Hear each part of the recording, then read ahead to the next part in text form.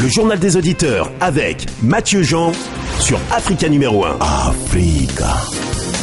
Bonjour à toutes et à tous. Au sommaire de ce JDA, la tournée africaine d'Hillary Clinton, la secrétaire d'État américaine sillonne pendant une dizaine de jours 6 pays d'Afrique subsaharienne. C'est son 3e voyage sur le continent africain depuis le début de l'année. Alors pourquoi ce regain d'intérêt de la diplomatie américaine pour l'Afrique? Nous en parlons dans quelques instants. Et puis autre actualité, le second tour des législatives au Congo-Brazzaville qui a eu lieu hier. Nous en parlons tout de suite avec notre premier invité, Romain Dedel Sousa, ancien candidat à la présidentielle congolaise et président du CRAC, le comité de résistance et d'action pour le Congo.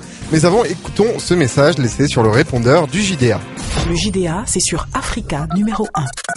La campagne pour le deuxième des législatives 2012 au Congo-Brazza rentre dans sa dernière ligne droite à Nyanga où 2 candidats rivalisent de générosité.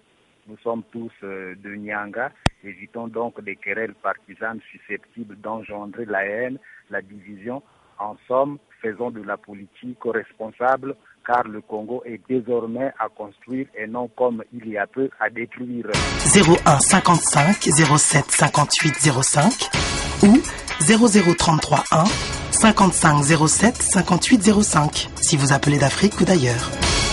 Voilà, et pour intervenir en direct dans le journal des auditeurs, appelez-nous au 01 55 07 58 00 depuis la France et de partout ailleurs dans le monde au 0033 1 55 07 58 00. Romain Dedel Sousa, bonjour. Bonjour. Alors je rappelle, vous êtes ancien candidat à présidentielle congolaise et président du CRAC, le comité de résistance et d'action pour le Congo. Le second tour des élections législatives de la République du Congo a eu lieu hier. Monsieur Sousa, première observation que l'on peut faire sur ces législatives, c'est l'abstention record. Hier, d'après les témoins, les files d'attente étaient carrément inexistantes à Brazzaville. Et au premier tour, l'Observatoire congolais des droits de l'homme avançait le chiffre de 15% de participation. Alors comment expliquez-vous cela? Monsieur Mathieu Jean, c'est que le monde entier est en train de vivre, sinon suivre. Et c'est que, effectivement, vous qui êtes les hommes des médias en train de constater, c'est une situation qui confirme ce que nous n'avons cessé de déclarer. Nous avons cessé de dénoncer la manière dont le Congo est géré, la manière dont la démocratie est mise entre parenthèses et comment, effectivement, le peuple congolais est victime de son aveuglement politique, de son instabilité et surtout de son incohérence.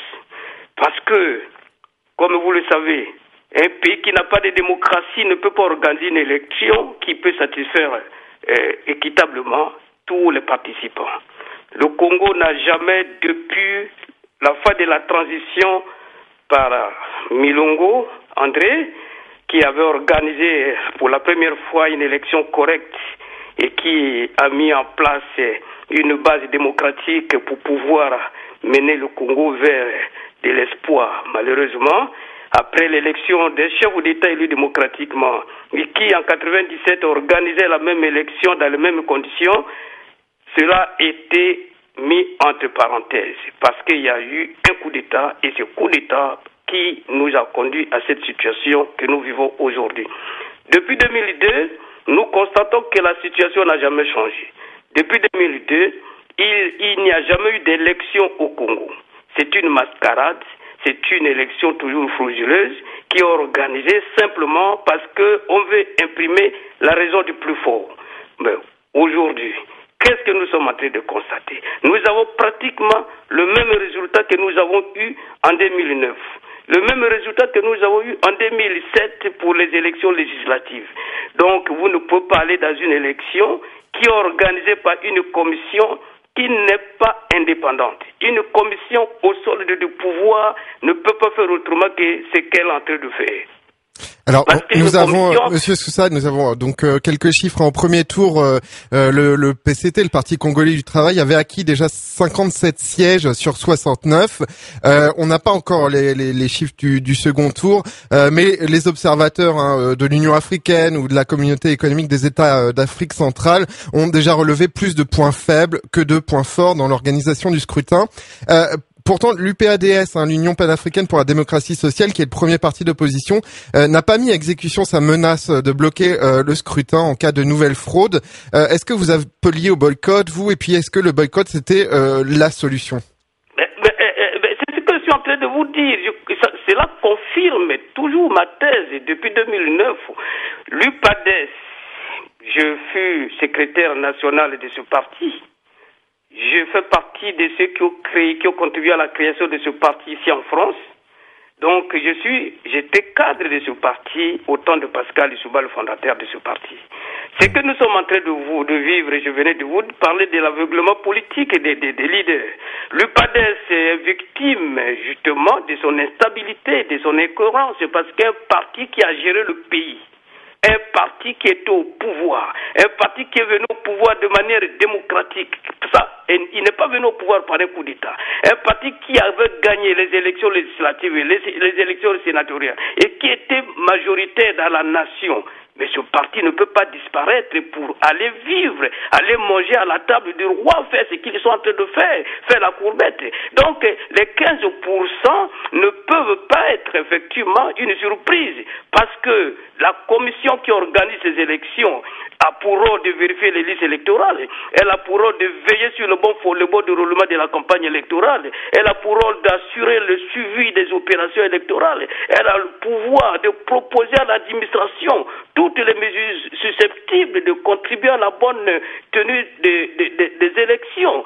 Bon, mais si tout le pouvoir est centralisé par un parti qui lui-même organise ses élections, on n'est pas surpris de voir ce qui vient de se passer. Plutôt là, il faut saluer la cohérence et la clairvoyance du peuple congolais qui a compris, parce que face à lui, il y a danger, il n'y a plus de classe politique crédible, et face à lui, il sait qu'il est en danger. Donc, de préférence, s'abstenir que d'aller cautionner. Même quand on parle de 15%, c'est même pas les 15%, c'est le bourrage des urnes. Quand vous êtes dans des sites ou dans des centres de vote, des bureaux de vote, où en face, il n'y a pas d'opposant. Il n'y a pas d'opposant qui est là et qui doit effectivement contrôler le système de vote. Mais ceux qui sont la majorité, ils font quoi? Il faut le bourrage. Ils l'ont fait partout dans tout le pays. Dans cette élection, j'ai appris que les poids lourds politiques, les poids lourds de la politique congolaise, qui sont eux-mêmes implantés dans les localités, tous ont été battus au premier tour. Comment on peut comprendre ça? Mais justement, ils sont victimes de leur propre incohérence. Ils pensent que un serpent, même métamorphosé, peut changer. Le serpent reste serpent, il ne change pas. Bon, maintenant, le fait que eux tous, ils ont été dans ce système avant, et ils n'ont pas compris que ce système qui tue ces monstres n'a pas changé, ben donc ils ont cautionné aller au Evo, alors que la communauté internationale, l'Union européenne notamment, avait dit depuis 2002 que ces élections n'étaient pas bien organisées. Il fallait revoir le fichier électoral, il fallait donc préparer correctement l'organisation de ces élections. L'Union européenne me l'a dit qu'ils avaient proposé au gouvernement congolais, il y avait des délégués du Congo qui sont partis à l'Union à Bruxelles. Ils leur ont proposé la formation de ceux qui devaient participer au recensement. Ils devaient accompagner le recensement. Mais ils ont refusé ça. 2 personnes. Il y a un qui devient un tyran au niveau du pays actuellement. Alors, donc, ils avaient leur logique, ils avaient déjà en tête l'esprit et la façon de conduire le pays dans la tyrannie, mais donc nous ne sommes pas surpris aujourd'hui que le pays soit celui qui est là. Monsieur Sousa, on comprend bien. Monsieur Sousa, excusez-moi. Monsieur Sousa, Monsieur Sousa, on comprend bien votre point de vue. Monsieur Sousa, une dernière question parce qu'il faut avancer. Je cite Martin Kimpo, qui est le secrétaire national de l'Union panafricaine pour la démocratie sociale. Selon lui, le parti l'UPADS a été laminé pour qu'il n'y ait pas de groupe au Parlement et que le pouvoir puisse modifier la Constitution afin de permettre au président Sassou Nguesso de se porter candidat en 2016. Est-ce que c'est également votre analyse? Non, mais Kimpo, c'est un garçon c'est un ami, c'est quelqu'un que je connais parfaitement bien. Et bon, bien que les gens changent en politique, je pense que, à mon avis, c'est quelqu'un qui reste dans la bonne voie, dans la logique qui est la sienne. Bon, mais l'analyse qu'il en partie, mais c'est pas la faute effectivement à ceux qui ont organisé ces élections, mais la faute à ceux qui ont participé à cette élection, parce qu'ils savaient qu'ils ne devaient pas gagner. Donc s'il faut effectivement revoir la Constitution, mieux vaut prévoir que guérir. Alors ils n'ont pas anticipé les menaces. La politique aussi, c'est le comportement de préactivité. Il faut avoir cette réactivité de répondre quand on sait qu'il y a un danger. Comment anticiper le danger? Je sais qu'il y a un danger, je n'y participe pas, parce qu'il y a un piège qui est tendu. Pourquoi tomber dans le filet? Ça, c'est tomber dans le filet de l'ennemi. Alors ils sont pris dans le filet. Alors donc quand l'ennemi tend le filet, il dans sa tête, il sait où il veut amener les gens. Il veut amener le Congo. Ah, mais pourquoi les gens ne peuvent pas avoir le discernement pour comprendre que ce qui est fait, c'est pas à notre faveur et que nous n'y participons pas. Maintenant, si les Congolais sont courageux, ils doivent comprendre que ce pouvoir n'a plus la qualité ni la crédibilité d'organiser une quelconque élection au Congo. Bon, je l'avais déjà dit, mais ils ne peuvent plus organiser une élection, ces gens. Alors maintenant, pourquoi ils ont participé à ça? Ils ont participé à ça. Maintenant, l'UPADES était déjà ils ont commencé à tuer l'UPADES à le segmentant par des petits groupes.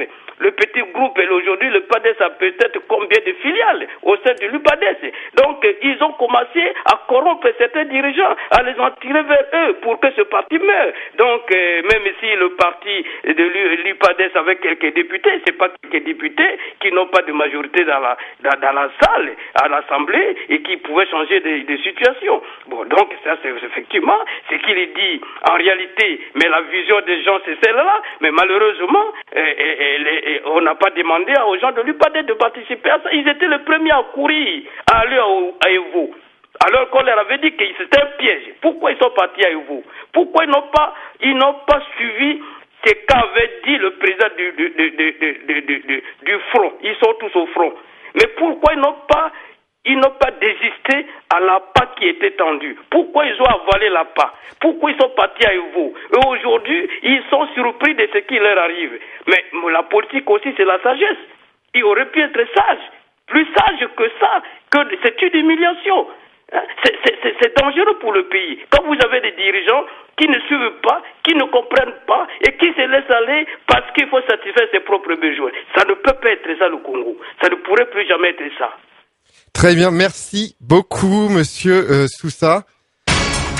Informer sans déformer, juger sans passion, le journal des auditeurs pour faire bouger l'Afrique. Voilà, nous étions avec Romain Dedel Sousa, ancien candidat à la présidentielle congolaise et président du CRAC, le comité de résistance et d'action pour le Congo. Tout de suite, deuxième sujet de ce JDA. Nous sommes en compagnie du journaliste Antoine Glaser. Bonjour. Bonjour. Nous allons évoquer ensemble la tournée africaine d'Hillary Clinton, mais avant, on écoute un petit message du répondeur du JDA. Le JDA, c'est sur Africa numéro 1. Je dis vraiment le pays colonie, que ce soit américain ou occidentaux, de vraiment changer leur politique démocratique, c'est nous en Afrique. Vraiment, c'est trop et c'est trop. Parce que le problème de tout ce qui passe, c'est nous en Afrique, à 80%, c'est la part des pays occidentaux qui a mené ces problèmes. Pourquoi je dis ça? Parce que je n'accuse pas le nouveau pouvoir de Paris, M. Hollande qui vient d'arriver, mais tous les présidents africains, français qui est passé, ils sont vraiment dictateurs en général, Sarkozy, parce que c'est pour cela que aujourd'hui, Hollande est bien le président de France, parce que les gens ils veulent des changements, parce que tout simplement le rébellion du Mali et qui est vraiment duré très longtemps, il y a des porte-paroles de ces rébellions qui, ici en France, qui n'est pas aucun doute d'arrestation de ces messieurs-là. Or, c'est le monsieur qui est vraiment 10 fois terroriste. Il connaissait ces gens, les terroristes qui sont là depuis très longtemps au Mali. Quant à la justice française qui a fait le mandat d'arrêt, monsieur le président de Guinée équatoriale, son fils, mais avant d'aller jusqu'à là, vous avez des terroristes qui vivent dans votre sol et aux terroristes là, on ne doit pas discuter, on ne doit pas négocier avec ces gens-là. Vous avez des moyens à arrêter ces messieurs-là. 01 55 07 58 05 ou 0033 1 55 07 58 05 si vous appelez d'Afrique ou d'ailleurs. Voilà, alors deuxième sujet de ce JDA, donc la tournée africaine d'Hillary Clinton. Pour le quotidien dakarois, Walid Fridji, la secrétaire d'État américaine, a chanté la démocratie sénégalaise lors de son discours à Dakar en début de tournée africaine. Et le quotidien ne se prive pas de faire le parallèle avec un autre discours de Dakar qui, je cite, était resté en travers de la gorge des Africains. Celui, bien sûr, de Nicolas Sarkozy. Alors, retour en force de la diplomatie américaine en Afrique. Nous allons voir tout de suite cela avec Antoine Glaser qui est en ligne, qui n'est pas en ligne. Alors, on va peut-être écouter un deuxième message du répondeur avant de prendre Antoine Glaser. Le JDA, c'est sur Africa numéro 1. Chers frères maliens, je dis vraiment, il faut être respectueux vers votre armée nationale. Celui qui parle très mal au niveau des armées du Mali, d'aller au front, parce que vraiment, il y a le groupe terroriste qui sont là. Mais avant de partir au front, mon frère malien, il faut vraiment être vigilant depuis plus de 10 ans. Donc, ces groupes terroristes qui sont équipés de notre nord du Mali, avec les faiblesses de notre président ATT. Voilà. Vraiment, avant d'aller, il faut se bien préparer et pour une fois, on devra cesser ces gens-là et puis on ne parle plus. Si on va au front avec manque de moyens, avec le soutien des voisins, et surtout le monde le sait bien, on ne parle pas ça tout le temps, et Algérie et Mauritanie, ça va être un combat très difficile. Et puis en plus de ces terroristes qui sont vraiment en ville, en pleine des 3 villes, qui sont mélangés avec les civils, et puis il faut qu'on fasse beaucoup attention. Toujours c'est Mali qui perd. Toujours c'est Mali qui perd. Quand je parle, vraiment, j'ai honte d'attendre certains journalistes maliens qui sont parlé aux journaux militaires hier, de dire voilà, Modibo Diarra, et il a son beau-frère, il a ses amis, Sakanogo, il a amené son cousin au pouvoir de Modibo Diarra. Moi, je pense que c'est ATT qui amène tout ça. Sinon, s'il avait bien géré le pays, et nous, les Maliens, on ne connaît pas du tout Sakanogo, un jeune capitaine qui a dégagé tous ces généraux. Moi, ça m'a étonné quand j'ai entendu ça, vraiment. ATT, il était gardé, il était en sécurité jusqu'aux dents. Mais quand j'ai pris ça au travail, je dis, mon frère, je connais un cousin, un ami, je vais dire ça, qui est garde-corps de ATT, tellement il y a de sécurité autour de ATT. Mais, quand le malheur revient, vraiment, quelqu'un qui fout la merde sur son population, Dieu, il n'est pas vécu. 01 55 07 58 05 ou 0033 1 55 07 58 05 si vous appelez d'Afrique ou d'ailleurs. Antoine Glaser, bonjour. Bonjour. J'espère qu'on va pouvoir rester en ligne jusqu'au bout. On dirait qu'il y a urgence pour les Américains à renouer des liens forts avec certains pays africains. Est-ce que c'est un retour en force de la diplomatie américaine en Afrique, Antoine Glaser? Oui, je pense que les États-Unis se sont un petit peu endormis. Ils étaient très intéressés, bien évidemment, pour eux, par l'Asie, l'Amérique latine, et ils avaient l'impression que l'Afrique avait beaucoup moins d'enjeux stratégiques.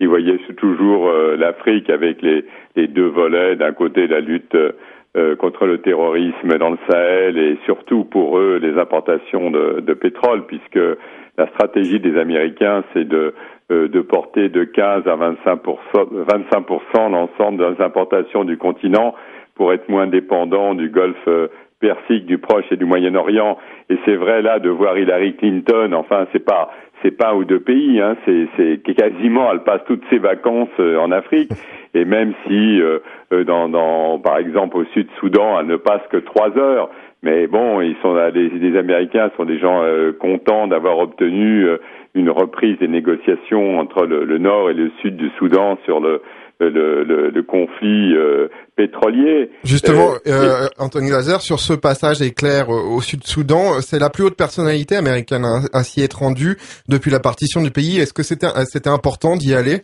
Oui, parce que c'est vrai que c'était les Américains qui étaient à l'initiative de l'indépendance quasiment du Soudan, et c'est vrai que c'est aussi une affaire de politique intérieure aux États-Unis. À partir du moment où vous avez beaucoup d'évangélistes américains qui soutenaient la chrétienté au Sud-Soudan, et puis il faut aussi noter que le président soudanais Salva Kiir était allé finalement son premier voyage officiel, c'était à Pékin, c'était en Chine, et ce sont les Chinois qui exploitent le pétrole du Sud-Soudan. Donc il y a cette volet. On a l'impression que les États-Unis se réveillent un petit peu face à l'offensive économique de la Chine en Afrique. Alors, la secrétaire d'État aujourd'hui est en Afrique du Sud pour une visite à forte connotation économique.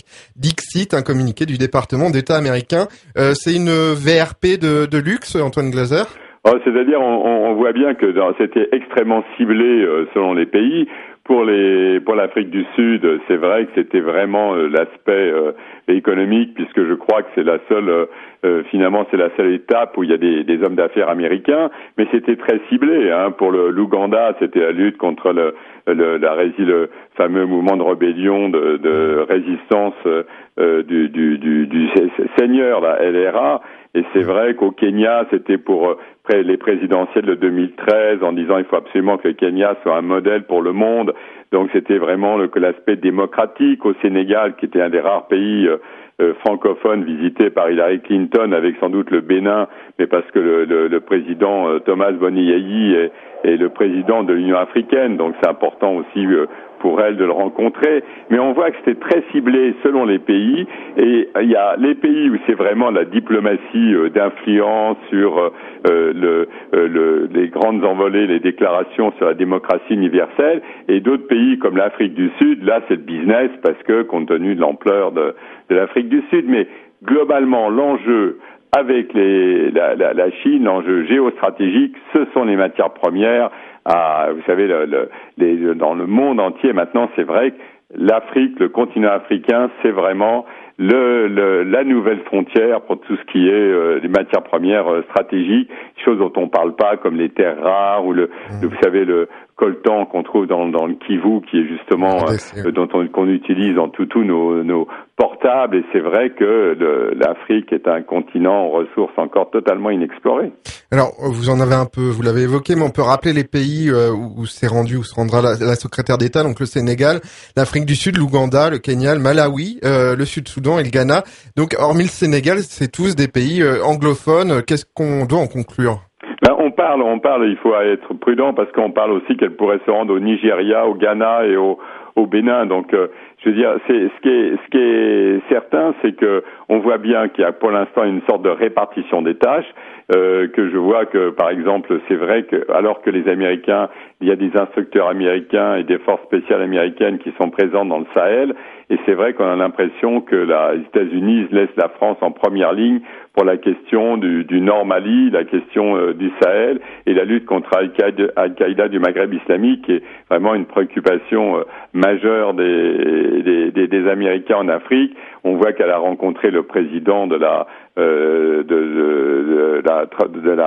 Somalie, enfin le président de transition de la Somalie, elle l'a rencontré au Kenya. Donc Somalie et aussi le Sahel, la lutte contre le terrorisme, c'est vraiment un dossier majeur pour les Américains en Afrique. Mais c'est vrai qu'on a l'impression que là, il y a une répartition des tâches avec la France, même si on voit bien que les Américains sont par contre très proches des Algériens pour la lutte contre le terrorisme, alors que la France a toujours des relations difficiles avec l'Alger sur le dossier du Nord Mali, compte tenu du fait qu'elle soit l'ancienne puissance coloniale. Et on voit bien que, bien évidemment, pour les fêtes de l'indépendance de l'Algérie, les Américains étaient présents, mais pas les Français. Alors, elle n'a pas fait encore de déclaration dans ce sens, mais on imagine donc qu'elle a évoqué le problème malien avec plusieurs de ses partenaires. Elle a surtout évoqué le problème du Mali avec Macky Sall, le président sénégalais.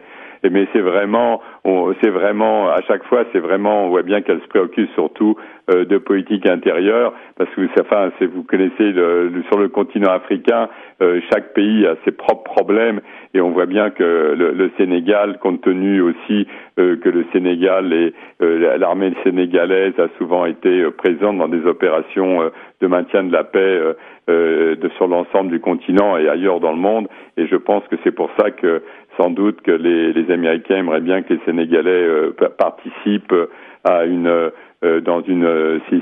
y a une forte intervention de la communauté des États d'Afrique de l'Ouest déjà au sud Mali et ensuite au nord du Mali. Pour reprendre le nord du Mali, je pense que le Sénégal a été sollicité par les Américains. On arrive à la fin de cette émission. Peut-être pour conclure, on peut retourner au discours qu'elle a prononcé à Dakar. Barack Obama, qui s'était rendu au Ghana peu après son élection pour vanter les mérites démocratiques du pays, avait dit préférer aux hommes forts des institutions fortes. Une formule qu'elle a repris dans son discours de Dakar. La ligne est donc claire. Elle s'appelle démocratie et alternance. Oui, c'est une réalité. Et puis aussi, il faut reconnaître aussi que c'est toujours plus facile pour un pays comme les États-Unis qui n'a pas en dehors finalement du Libéria, qui n'a pas eu de présence ancienne, qui n'est pas une ancienne puissance coloniale sur le continent. C'est vrai qu'ils peuvent tenir moins ce discours en Amérique latine. C'est vrai que les Américains, en règle générale, sont beaucoup plus proches des sociétés civiles africaines, alors que les anciennes puissances coloniales, comme la France, ont tendance à être scotchées avec des dirigeants que la France a elle-même cooptés ou mis en place dans la période de la guerre froide. Merci beaucoup Antoine Glaser, c'est la fin de cette émission. Nous étions accompagnés également de Romain Dedal Sousa, un ancien candidat à la présidentielle congolaise et président du CRAC. L'émission a été réalisée par Jérémy Boucher au standard Diarraou Baldé. Demain, revue de l'actualité en partenariat avec l'hebdomadaire Jeune Afrique.